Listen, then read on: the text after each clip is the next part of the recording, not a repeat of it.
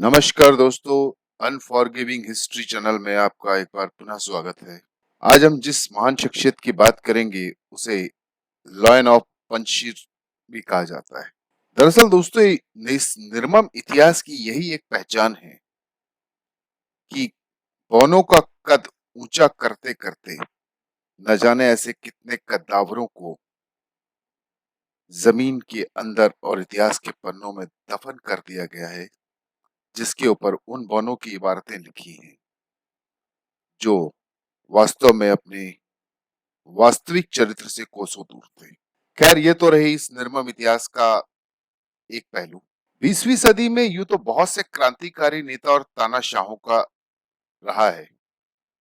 वहीं दूसरी तरफ इस सदी में महानतम गुरिल्ला युद्ध के नेता भी पैदा हुए, जिनमें जोसेफ ब्रोस, टीटो, हो ची मिन और चे गुवेरा प्रमुखता से रहे। पर इन सबसे पहले जिस गुरिल्ला नेता और बेहद सफल युद्ध नीतिकार के तौर पर जिन्हें जाना जाता है, वो थे Ahmad Shah Massoud, the lion of Panjshir. जी हाँ दोस्तों, आज इनके विषय में मैं आपको कुछ प्रमुख बातें बताऊंगा ताकि आप समझ जाएं कि किस तरह से इतिहास ने ऐसे लोगों को पन्नों के अंदर दबा रखा है। अहमद शाह मसूद का जन्म 2 सितंबर 1953 को पंजशीर घाटी में एक ताजिक जाति के सुन्नी मुस्लिम परिवार में हुआ था। 1970 के दशक में काबुल के पॉलिटेक्निक यूनिवर्सिटी में इन्होंने इंजीनियरिंग की पढ़ाई शुरू की थी। प्रमुख इस्लामवादी बुरहानुद्दीन रब्बानी के साथ जम, जमीयत इस्लामी पार्टी में ये फिर शामिल हुए। 1979 से 1989 तक सोवियत संघ के सैनिकों से गुरिल्ला छापामार युद्ध में सबसे सफल और बेहतर रणनीतिकार साबित हुए। सोचिए, वो दौर कोल्ड वॉर का था। उस समय रशिया कितना ताकतवर हुआ करता था, लेकिन इस व्यक्ति की कौशल के आगे वो भी पार नहीं पा सका।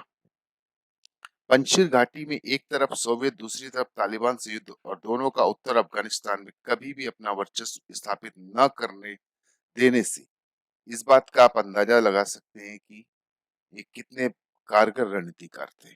और इसका परिणाम इन्हें मिला कम्युनिस्टों के पतन के बाद, जब 1989 में सोवियत संघ कम्युनिस्टों के पतन के बाद नए इस्लामिक स्टेट ऑफ अफगानिस्तान में वो रक्षा मंत्री बने। उनके प्रतिद्वंदी गुलबुद्दीन हिकमतयार ने पाकिस्तान के समर्थन से नई सरकार की स्थापना के महीने भर बाद काबुल में बमबारी शुरू कर दी, और जब उज्बेकिस्तान समर्थित अब्दुल रशीद दोस्तम ने 1994 की शुरुआत में हिकमतयार के साथ सरकार विरोधी गठबंधन कर लिया, उसके बाद से अफगानिस्तान पूर्ण रूप से गृह युद्ध में चला गया।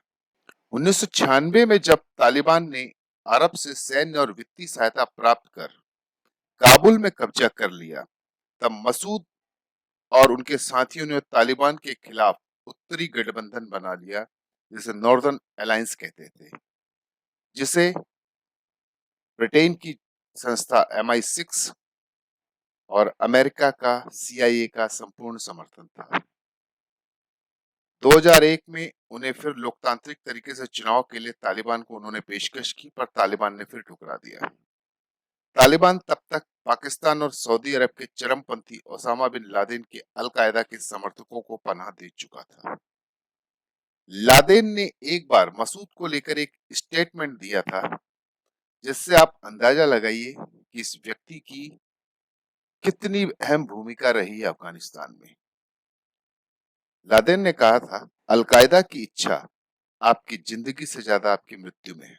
अमेरिका मसूद के बताए हुए रणनीति से काफी हद तक तालिबान पर नियंत्रण पा रहा था। सबसे बड़ा राज अब आपको बता दूं, आप सुन करके चौंक जाएंगे। 8 सितंबर को उन्होंने सैटेलाइट फोन के माध्यम से अमेरिका को जानकारी दी थी कि एविएशन के रास्ते हाईजैक करके अल कायदा अमेरिका पर हमला करने वाला है, आप लोग सतर्क रहें। पर अमेरिका ने इस बात को सीरियसली नहीं लिया। 9 सितंबर 2001 को उत्तरी गठबंधन कमांडर मसूद ने अपनी लड़ाई तालिबान के बारे में इस सब्जेक्ट पे इंटरव्यू के लिए दो उत्तर अफ्रीकी अरब पत्रकार से मुलाकात की। अचानक पत्रकारों द्वारा लाया गया कैमरा फटता है और कैमरामैन अपने आप को उड़ा देता है। इस हादसे में मसूद की अस्पताल ले जाते वक्त रास्ते में मौत हो जाती है और ठीक 2 दिन बाद उनकी बताई हुई इंफॉर्मेशन सच साबित होती है। 9/11 वो तो आप सबको पता है। उसके बाद अमेरिका की बौखलाहट और नाटो सैनिकों की कार्रवाई के बाद तालिबान परास्त होता है। अफगानिस्तान में हामिद करजई जी की सरकार आती है और यही हामिद करजई मसूद को अफगानिस्तान का नेशनल हीरो का दर्जा देते हैं और मसूद के अनुयायी उन्हें आमिर साहिब ए शाहिद कहते हैं, जिसे हिंदी में हमारे शहीद कमांडर कहा जाता है। और पूरे अफगानिस्तान में 9 सितंबर को शहीद दिवस के रूप में मनाया जाता है। लेकिन इन सब के पीछे आप सोच रहे होंगे कि ये अपने अपने गुटों की लड़ाई है। जी नहीं। अब जो मैं आपके सामने सनसनीखेज खुलासा करने वाला हूं, उसके आपको बहुत से प्रमाण मिल जाएंगे, जिससे आप समझ जाएंगे कि आखिर अफगानिस्तान की उन बियाबान पहाड़ियों में ऐसा क्या है जिसके लिए रशिया भी जोर लगाता है, अमेरिका भी जोर लगाता है। हर आदमी उस बंदर बाट में उस पूरे देश को तबाह करने पे तुला है। दरअसल पंचशीर की घाटियों में एमराल्ड, जिसे हम हिंदी में पन्ना कहते हैं, उसकी ही पूरे वर्चस्व पन्ना, जिसका सालाना कारोबार कम से कम 50 बिलियन यूरो में जाता है, यह अवैध तरीके से। और उसी पे आधिपत्य जमाने के लिए हर गुट अपने अपने तरीके से संघर्ष कर रहा है। जब तक मसूद जिंदा थे 2001 तक किसी की हिम्मत नहीं हुई कि पंजशीर की घाटी में कोई पांव रख सके, क्योंकि उनका एक मानना था कोई भी विदेशी आक्रांता अफगानिस्तान की घरेलू समस्याओं में दखल ना दे। कितनी उदारवादी सोच थी।